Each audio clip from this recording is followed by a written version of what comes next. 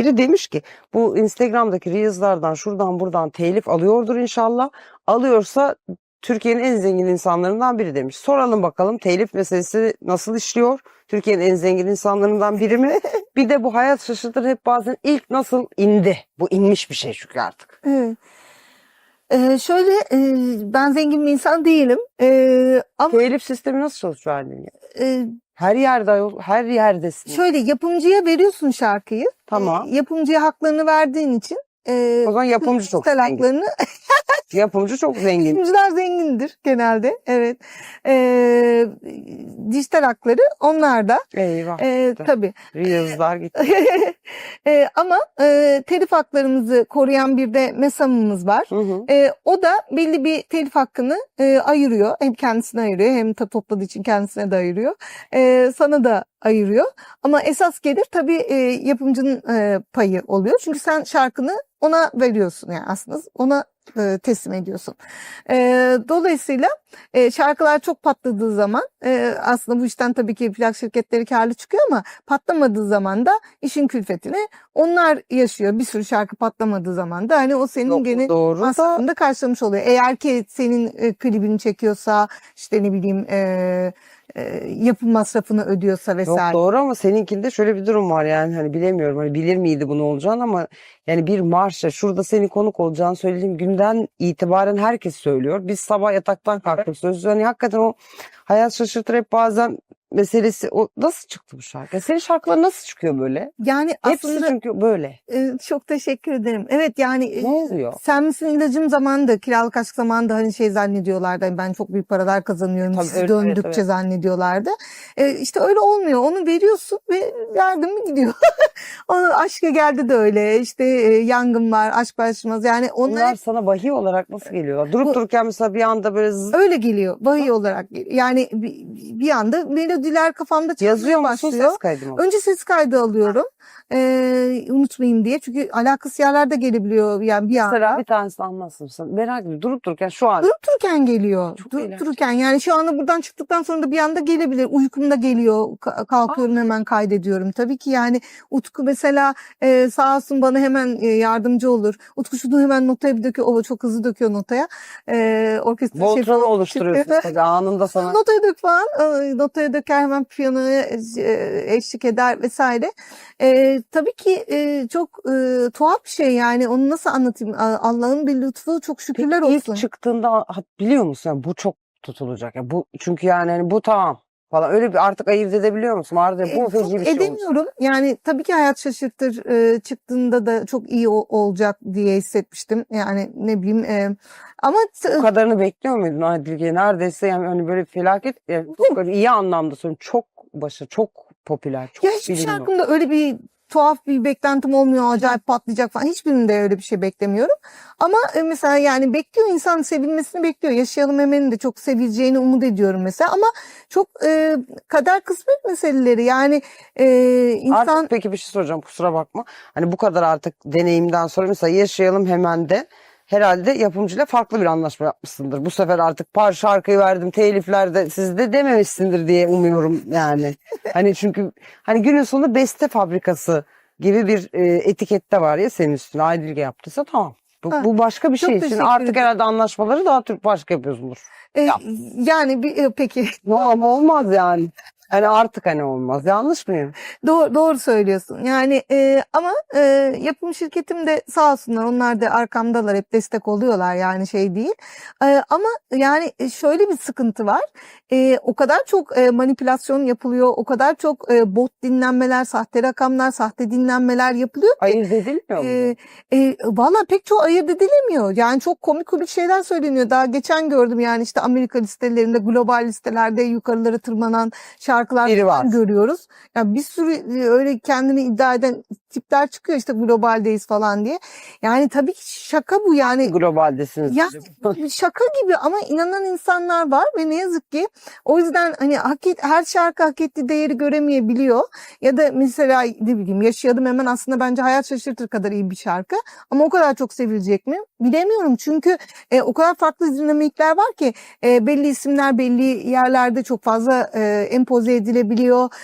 Sahte rakamlarla insanların algısıyla oynanabiliyor. Hani bu çok sevildi, çok dinleniyor algısı yapıp insanı merak ettirip neymiş bu hakikaten diye. Ya da o kadar çok çaldırılıyor ki o beyin onu sevdiğini zannediyor bir noktadan sonra. Çünkü tanıdık gelen melodiyi sevdiğini zanneder. Peki mesela bu sektörden bir diziye müzik yapmış olmak böyle bir kademe midir şey anlamında? Benim için kademeydi. Tabii ki her dizi müziği tutmaz. Evet. O yüzden herkes için bir kademe olmaz o müziği yapmak ama öncelikle Kiraz Mevsimi'nin şarkısını seslendirmek, Jenny'nin şarkısını. Daha sonra Kiraz Mevsimi'nin içinde bir sürü şarkının kullanılması. Ardından hemen bir sene sonra Kiralık Aşk'ın Jenny'ni bestelemem, yazmam. Talih kuşu gibi mi oldu peki? Yani Yok, Kiraz, onun başarısından Kiraz Mevsimi ama ilk mesela. Kiraz Mevsimi'nde de şöyle Aşka Gel, Yangın Var gibi şarkılarım çok seviliyordu. Oradaki müzik direktörü de diyor ki ya bu şarkıyı böyle sesinde gülümseme olan biri okumalı. Ay çok güzel anlatmışsın. O sağ- kadar doğru ki. Sağ ol. Yani Çok doğru. seni böyle bir yaşama sevinci vermeli, o gülüş olmalı. Senin sesinde gülümseme var Aydilge dediler. Evet. Öyle başladı o da.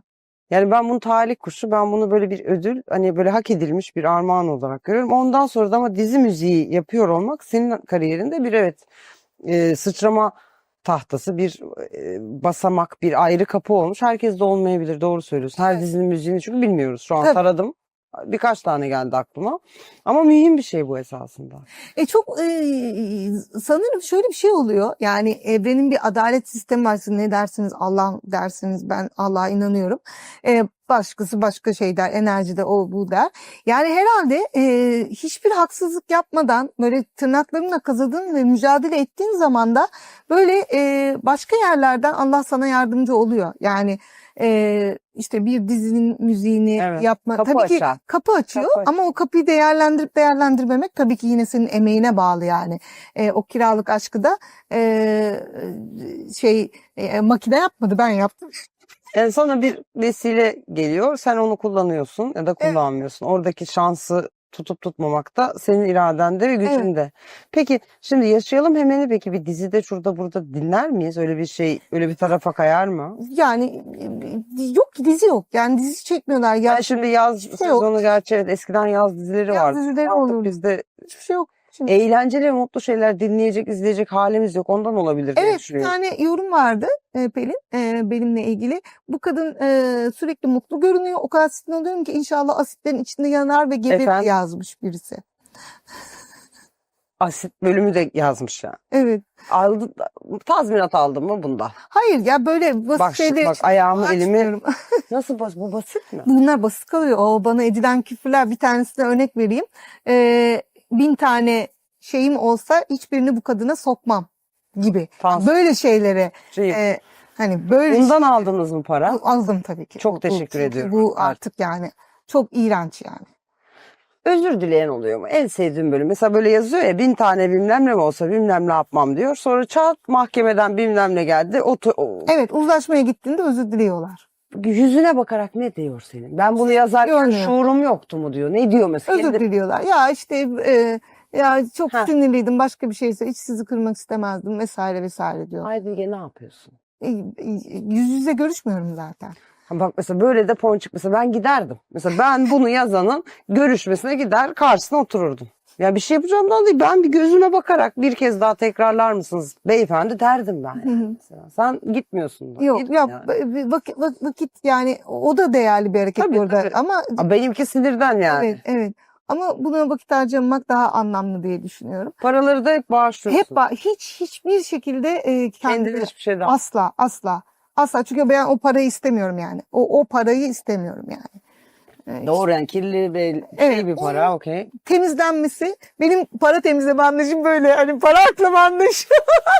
Aydilge para aklıyor. Yazalım altına, nasıl aklıyor? Böyle aklıyor. Güzel. Keşke yani bunu bence herkesin destekleyebileceği bir para aklama sistemi var. Bu sektörde seni severler mi? Yani mesela hani bizde de, ben yine bizden örnek vereceğim, kusura bakmayın, gazeteciler işte artık YouTuber olduk ama gazeteci, televizyon sunucuları, zar tuttuk. Çok birbirimizi severiz. Görsen karşılaştığımızda herkes canım aşkım ne zaman kahve içiyoruz. Sevmeyiz. Azdır. Mesela ben çok sevilmem. Çok netim o yüzden. Mesela sen seviliyor musun sence? Valla ben o kadar kendi halinde yaşayan bir insanım ki. Ama Çok hissedersin fazla- onu hani ya, sektörde mesela ay Dilge nasıl Yani bakar? o şeyler o konser organizatörleri falan onların sevdiğini biliyorum. Neden? O bence de onlar Kapris yapmayan işte düzgün işini yapan insanı Ha. seviyorlar. Ama hani şey olarak benim arkamdan nasıl konuştuklarıyla ilgili inan hiçbir fikrim yok. Birkaç tane görüştüğüm Özgün Arkadaşım var değil mi? hani tanıştığım. Özgün çok Aa. güzel bir insan. İnşallah o da beni seviyordur. Ay Benim çok onu severim. sevdiğim gibi. Bu arada çok Bence çok tatlı, harika bir insan.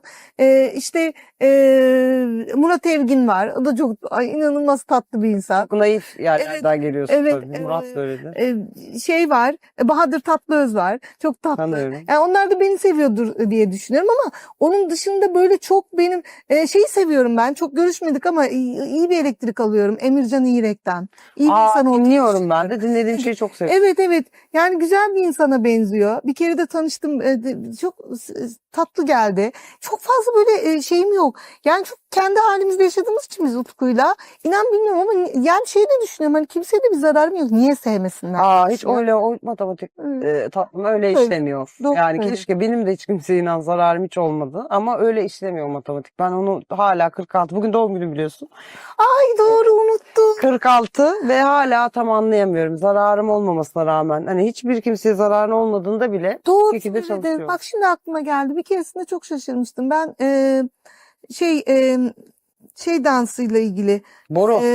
yok pavyon dansının Şu bir ara çok popüler oldu. Evet. popüler olmasıyla ve bunun böyle artık bir espri aracına yani pavyonda çalışanların üzüntüsünün üzerinde tepiniyoruz birazcık artık bu kadar popülerleşmesi İzledim böyle bir biraz şey. cılkı çıktı diye çünkü benim babamın hastalığından biri pavyonda çalışan bir kanser hastasıydı ve pavyonda çalışmasının nedeniyle kansere yakalanmış bir mide kanseri vefat etti.